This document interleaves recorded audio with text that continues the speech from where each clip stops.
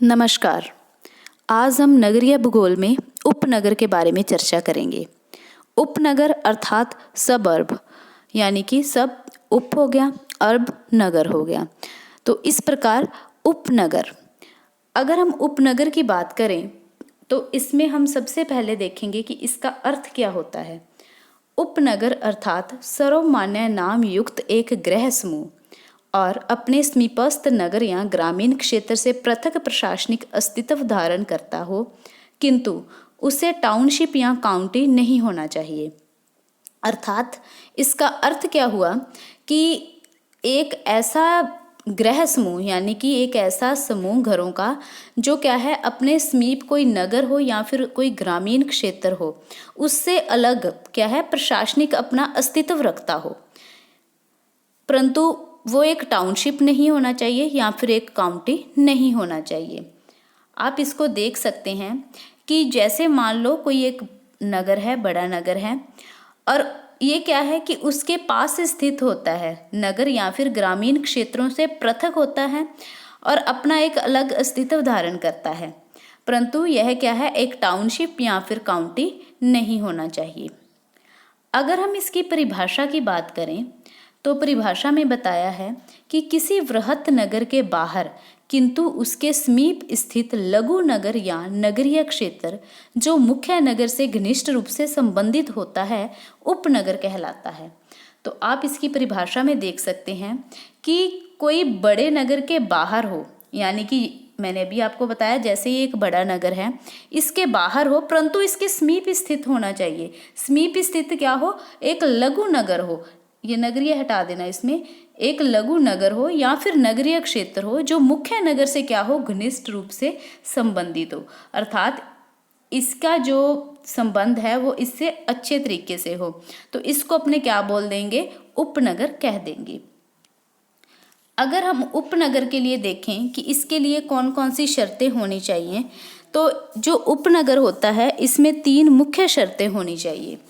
अब ये जो 3 शर्तें हैं ये कौन कौन सी हैं, तो सबसे पहले अगर हम बात करें पहली शर्त की, तो वो है वह संक्रमण पेटी में एक विनिर्मित समूह हो, अर्थात यह एक ऐसा समूह होना चाहिए, एक ऐसा विनिर्मित समूह होना चाहिए। विनिर्मित का मतलब आप क्या ले सकते हो, यानी कि जिसको आप बोल सकते हो बिल्डअप।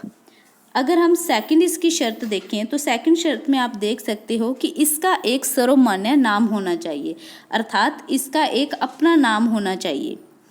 थर्ड नंबर पे अगर हम बात करें जो इसकी शर्त है वह क्या है कि अपने समीप के नगर या क्षेत्र से पृथक इसका प्रशासनिक अस्तित्व होना चाहिए। अब देखिए अब तीनों शर्तें कि यह एक विनिर्मित समूह होना चाहिए, इसका एक अपना क्या होना चाहिए, नाम होना चाहिए, और इसका जिस नगर के साथ यह है, जिसके समीप यह है, जिस बड़े नगर के समीप है, उससे अगर बात करें तो जो इसका क्षेत्र है या फिर इसका जो प्रशासनिक अस्तित्व है वो क्या है, अलग होना चाहिए। तो इस प्रकार ये क्या होता है, जिसकी ये 3 विशेषताएं हों या फिर आप ये मान लो कि जिसमें ये 3 शर्तें हों तो वो उपनगर कहलाता है। अगर हम बात करें कि उपनगर की विशेषताएं क्या क्या होती हैं, सबसे पहले हम उपनगर की विशेषताओं में देखते हैं कि यह क्या है, केंद्रीय नगर से सटा हुआ अथवा उसके समीप स्थित होता है। यानी कि जो उपनगर है वो सामान्यतः देखा जाता है कि जो उसका केंद्रीय नगर है उससे सटा हुआ है, थोड़ा अलग, या फिर आप ऐसे कह सकते हो कि उसके पास स्थित होता है। और अगर हम देखें कि नगर का आकार और उपनगर का प्रकार के अनुसार कोई भी उपनगर अपने केंद्रीय नगर से सामान्यतः आप देख सकते हो कि यह 10 से लेकर क्या है 50 किलोमीटर के बीच की ही दूरी पर स्थित होगा। जैसे अभी आपको बताया था कि एक कोई बड़ा नगर है, तो जैसे एक कोई बड़ा नगर होगा और उसके पास एक कोई छोटा नगर होगा, इनकी अगर हम दूरी की बात करेंगे तो ये क्या है 10 किलोमीटर से लेकर 50 किलोमीटर के बीच ही होगी, इससे ज़्यादा यह दूरी नहीं होगी, अर्थात ये बड़े नगर के समीप स्थित होता है। सेकंड विशेषता की बात करें तो इसमें क्या है कि केंद्रीय नगर से आर्थिक तथा सांस्कृतिक रूप से घनिष्ठ संबंध रखता है। अगर उपनगर की बात करें तो जो उपनगर है वो केंद्रीय नगर, अर्थात केंद्रीय नगर का मतलब क्या हो गया, जो उसका एक प्रधान नगर था, यह प्रधान नगर से आर्थिक रूप से या फिर सांस्कृतिक रूप से क्या है, घनिष्ठ रूप से संबंधित होता है। इसकी अर्थव्यवस्था जो हो गई या फिर इसका सांस्कृतिक यानी कि आना जाना, इसमें क्या है, इससे पूर्ण रूप से ये क्या होता है, संबंधित होता है।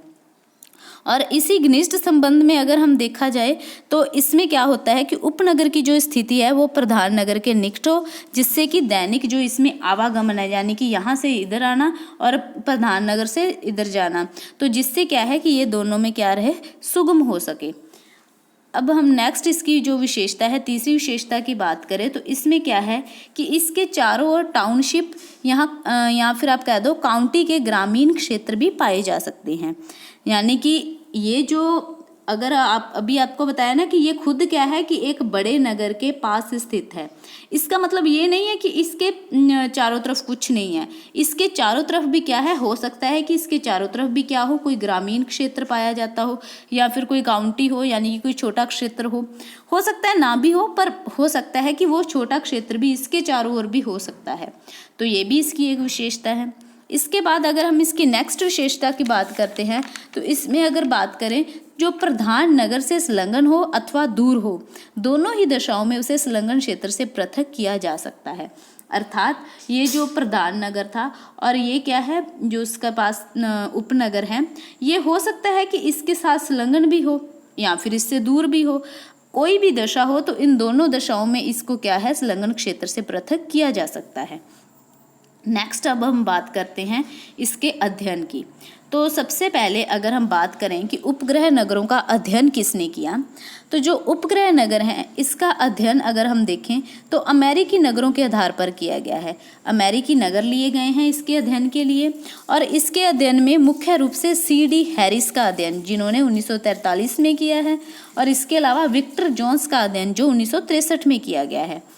ये जो अध्ययन है ये महत्वपूर्ण स्थान रखते हैं अपना। अक्सर मोस्टली एग्जाम में पूछा जाता है कि जो उपग्रह नगर का अध्ययन है वो किसने किया है, तो जो पहले इसका अध्ययन है वो अमेरिकी नगरों के आधार पर या फिर अमेरिकी उपनगरों का आधार लेकर C.D. हैरिस ने किया है। जो उसका अध्ययन C.D. हैरिस का है यह 1943 में किया गया है। अब हम बात करते हैं C.D. हैरिस के अध्ययन की। जो C.D. हैरिस ने अपना अध्ययन किया, इसके लिए अगर हम बात करें कि जो हैरिस महोदय थे, इन्होंने अमेरिकी उपनगरों के अध्ययन के समान मापदंड के आधार पर उपनगरों का सीमांकन और उसका वर्गीकरण किया, और इसी के आधार पर उन्होंने इसकी सामान्य विशेषताओं के बारे में भी बताया है। अब हम बात करें कि जो हैरिस थे, इन्होंने संयुक्त राज्य अमेरिका का जब अध्ययन किया तो उसका आधार किसको लिया, तो इन्होंने क्या है कि जो इसका आधार लिया है वह क्या है, 1940 के जो जनगणना आंकड़े हैं, यानी कि 1940 की जनगणना थी उसके आंकड़ों के आधार पर इसका वर्गीकरण किया है। और वहीं अगर हम देखें कि उपनगरों का अध्ययन जो किया गया है, जो आंकड़ों का आधार था, उसमें 140 महानगरीय क्षेत्रों के उपनगरों का अध्ययन किया गया, यानी कि जो उसमें महानगरीय क्षेत्र लिए गए हैं वो कितने हैं, 140 हैं। और इनकी कुल जनसंख्या की देखें, जो इनके उपनगरों का अध्ययन किया तो इसमें 22.37 मिलियन थी। और अगर हम देखें कि इनमें नगरीय इकाइयों की कुल जनसंख्या का वो कितना था, 35.5% था। तो आप इस डाटा को जरा नोट कर लेना। और पूरे राष्ट्र की जनसंख्या की बात करें तो वो 17% थी।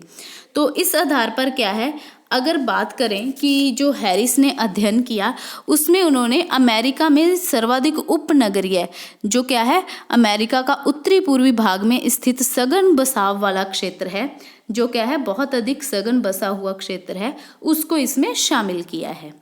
तो आप समझ सकते हो कि जो उपग्रह नगरों का अध्ययन है वो किसके आधार पर किया गया है, अमेरिकी उपनगरों के आधार पर किया गया है।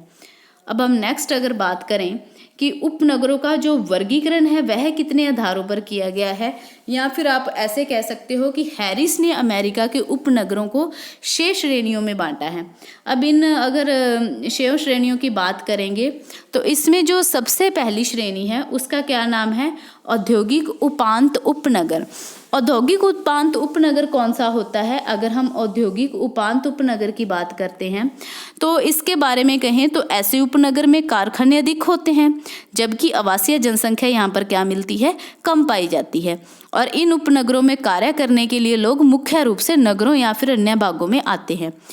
इसका उदाहरण देखें तो ये अमेरिका की जैसे औद्योगिक पेटी हो गई। क्या है कि यहाँ पे कारखाने अपने को अधिक देखने को मिलेंगे, यानी कि काम की दृष्टि से ये उद्योग यहाँ पे ज़्यादा देखने को मिलेंगे। और अगर आवासों की बात करें तो ये जो आवास की जनसंख्या है वो यहाँ पर क्या मिलेगी, वो कम देखने को मिलेगी। अगर हम सेकंड नंबर की बात करते हैं तो सेकंड नंबर में कौन सा नगर है, औद्योगिक उपनगर। औद्योगिक उपनगर कौन सा है, इसके अंतर्गत वे उपनगर आते हैं जिसमें कारखानों के साथ साथ वहां कार्य करने वाली विशाल जनसंख्या का निवास भी पाया जाता है। अब आप इसमें अंतर भी समझ सकते हो कि औद्योगिक उपांत में तो क्या था कि अकेले कारखाने थी, इसमें जनसंख्या निवास नहीं करती थी और थोड़े बहुत ही कम जनसंख्या थी। लेकिन जो औद्योगिक उपनगर है यहाँ पर क्या है कि कारखाने तो मिलेंगे ही मिलेंगे, लेकिन उसके साथ ही जो कारखानों में लोग काम करते हैं वो भी क्या है, यहीं पर ही निवास करते हैं। थर्ड नंबर पे अगर हम बात करें सम्मिश्र उपनगर। अब ये जो सम्मिश्र उपनगर हैं इसको उन्होंने क्या किया है, दो भागों में बांटा है, यानी कि इसमें दो भाग पाए जाते हैं। अगर हम बात करें इसमें सम्मिश्र उपनगर की तो इसके लिए हम देखते हैं इसमें किसको शामिल किया जाता है कि इसमें उन उपनगरों को सम्मिलित किया जाता है जिसमें क्या हो, औद्योगिक और आवासीय दोनों विशेषताएं मिश्रित रूप से पाई जाती हैं। यानी कि उद्योग धंधे भी मिलेंगे प्लस में क्या होगा, आवास भी मिलेगा। तो ये दोनों विशेषताएं इसमें मिलेंगी। तो ऐसे नगरों को हैरिस ने क्या कहा है, ये बहुत बार एग्जाम में पुट होता है कि इस नगर को या फिर किस नगर को हैरिस ने सी श्रेणी के नगर कहा है। तो वो सम्मिश्र उपनगर जो है इसको सी श्रेणी के नगर कहा गया है, हैरिस ने ये कहा है। और इसमें अगर देखें जो दो उपवर्ग हैं, इसके जो दो उपवर्ग किए गए हैं उसमें एक तो है C1 और एक कौन सा है, C2। C1 की अगर बात करें तो इसमें क्या है कि इसमें उपनगर औद्योगिक कार्य आवासीय कार्यों की तुलना में प्रमुख होते हैं। यानी कि इसमें औद्योगिक कार्य तो ज़्यादा होंगे, आवास भी मिलेगा लेकिन आवासीय कार्य की तुलना में प्रमुख होते हैं, औद्योगिक कार्य क्या है, ज़्यादा मिलेंगे। और वहीं अगर हम C2 की बात करते हैं वो इससे थोड़ा अपोजिट हो जाएगा। यहाँ पर क्या होगा कि औद्योगिक की तुलना में आवासीय महत्व अधिक होता है। उद्योग और आवास हालांकि दोनों ही अधिक होते हैं, लेकिन उद्योग यहाँ पे ज़्यादा अधिक होते हैं और आवास यहाँ पे अधिक होते हैं। तो इस प्रकार क्या है, ये सम्मिश्र है जिसको दो भागों में बांटा गया है। नेक्स्ट बात करते हैं हम आवासीय उपनगर की। आवासीय उपनगर क्या है, इस उपनगर को उन्होंने D प्रकार का उपनगर कहा है। तो आप इसको नोट कर सकते हो कि किस नगर को हैरिस ने D प्रकार का उपनगर कहा है, तो वो है आवासीय उपनगर। अगर इसकी बात करें तो इस उपनगर में शयनागार या फिर आवासीय उपनगर के नाम से इसको जाना जाता है। यहाँ पे कारखानों का महत्व क्या है, कम हो जाता है, या फिर आप इसको ऐसे भी कह सकते हो कि यहाँ पर जो कारखाने हैं वो नगण्य पाए जाते हैं। और नगर में जो काम करने वाले लोग होते हैं यहाँ रात्रि विश्राम करते हैं और उनका परिवार यही निवास करता है। कि जो लोग मतलब काम करते हैं उनका परिवार जो क्या है वो आवासीय, ये नाम से पता चल रहा है, तो ये आवास यहाँ पे करते हैं। नेक्स्ट नंबर पे बात करें खनन एवं औद्योगिक उपनगर की। जो खनन एवं औद्योगिक उपनगर हैं तो इसमें क्या होता है कि जैसे कोयला खनन हो गया, विनिर्माण के कार्य हो गए, ये मिश्रित कार्यों वाला नगर होता है। यानी कि खनन का कार्य भी मिलेगा, विनिर्माण का कार्य भी मिलेगा। और इसको अगर हम देखें तो इसको क्या है, ई श्रेणी के नगर कहा जाता है, कैपिटल ई। तो इस प्रकार क्या है, पूर्वी अगर पेंसिल्वेनिया की बात करें तो वो इसका मुख्य रूप से आप एग्जाम्पल देख सकते हो। तो इस आधार पर अब हम बात करते हैं कि हैरिस ने क्या है, अपने उपनगरों को कार्यात्मक विशिष्टीकरण के आधार पर विभिन्न कार्यों में बांट दिया और इन कार्यों के लिए भी उन्होंने कई संकेत दिए हैं। अगर हम कार्यों की बात करते हैं तो इन कार्यों के आधार पर जो उन्होंने संकेत दिए हैं तो उसमें आप लोग देख सकते हो कि जैसे मान लो जो पहला नंबर इन्होंने माना है जो विनिर्माण या फिर औद्योगिक उपनगर हैं, जो विनिर्माण या फिर औद्योगिक उपनगर हैं, इसके लिए उन्होंने क्या किया है, एम अक्षर का यूज़ किया है।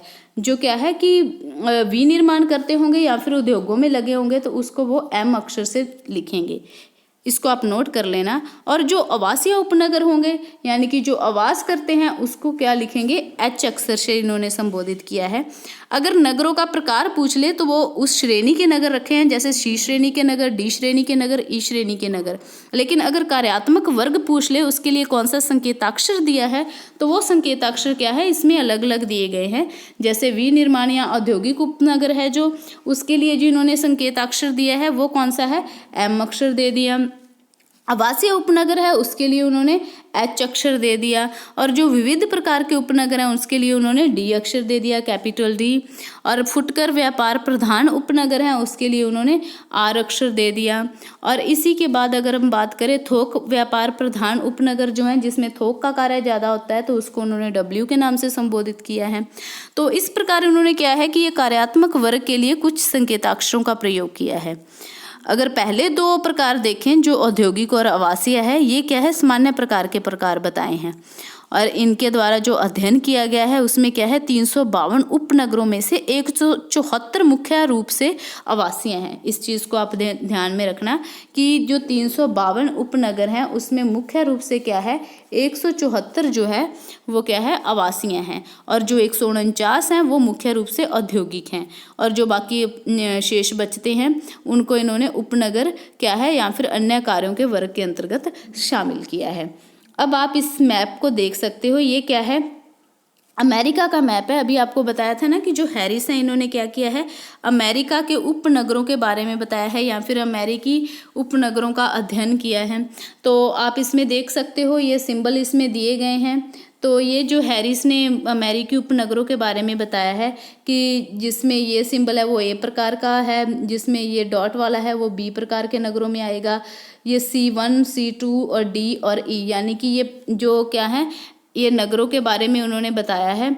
इसमें जो ए श्रेणी के नगर कौन से हैं, बी श्रेणी के कौन से हैं, और सी श्रेणी में मैंने आपको बताया था कि सी में उन्होंने 2 प्रकार के लिए हैं, तो वो सी 2 प्रकार के हो गए।